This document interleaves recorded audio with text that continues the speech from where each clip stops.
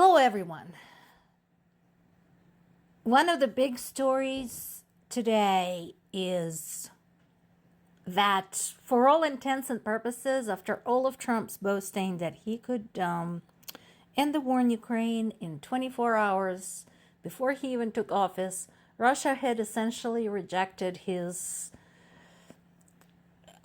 Calling it a plan is a bit dangerous and too generous, I think. His concept of an idea, using his own expression. So, Russia's foreign minister Sergei Lavrov said that they're ready for negotiations, but it should address root causes. And what precisely root cause are you referring to? Is the root cause is that Russia came barging into Ukraine? I think from Russia's standpoint, the root cause is the very existence of Ukraine as an independent country.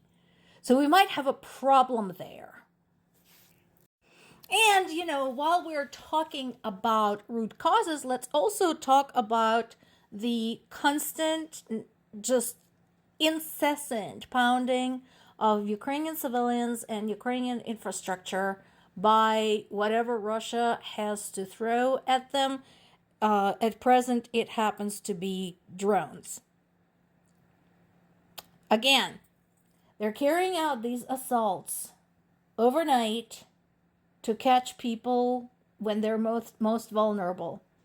And they're making it massive to basically confuse and exhaust Ukraine's means of defense, so Ukraine's air defense systems.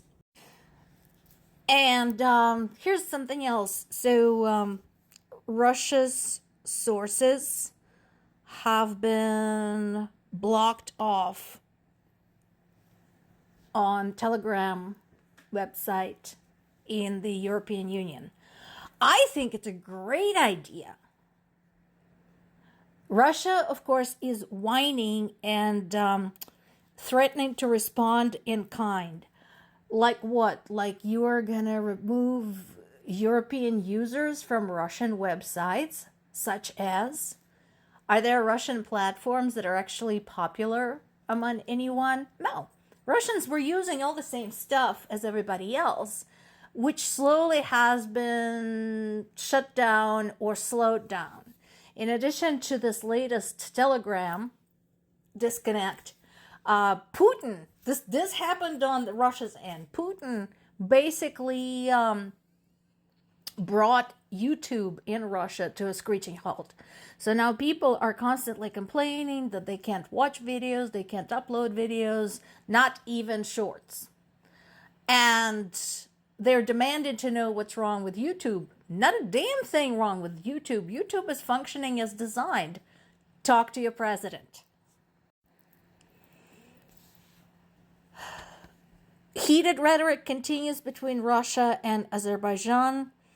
There's accusations flying for trying to suppress this whole matter, not make a big deal out of it.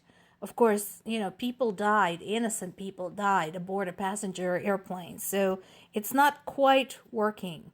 Having seen what happened with the incident with Malaysian Airlines airplane, now almost, 10 years ago, will be 10 years ago next summer. Or no, it was this summer. It will be 11 years ago next summer. So, having seen that and the fact that people are still waiting for some kind of resolution, some kind of justice against the primary perpetrators, people of Azerbaijan are not letting it rest. And they're absolutely right. So 38 of the 67 people on board were killed. The airplane was hit by fire from the ground over Russia. So there was no warning about potential danger or anything. There was no rerouting of airplanes, nothing. So, yeah, I'm hoping they will continue raising hell about this because somebody needs to. Amazingly, I have not yet heard anything decisive about this from, oh, I don't know, the UN, Amnesty International, Human Rights Organization, the Pope. Nothing. Multiple leaders around the world are sending their condolences following the passing of Jimmy Carter at the end of 100. He was a good man.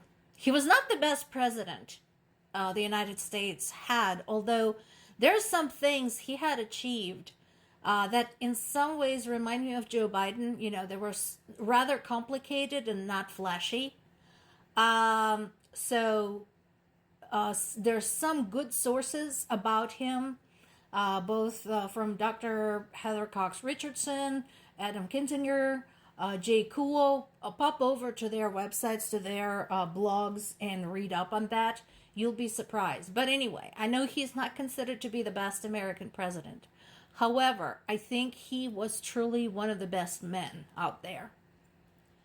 He just never stopped. He could have rested on his laurels, but instead, he continued to be a public servant long after he was no longer a public official.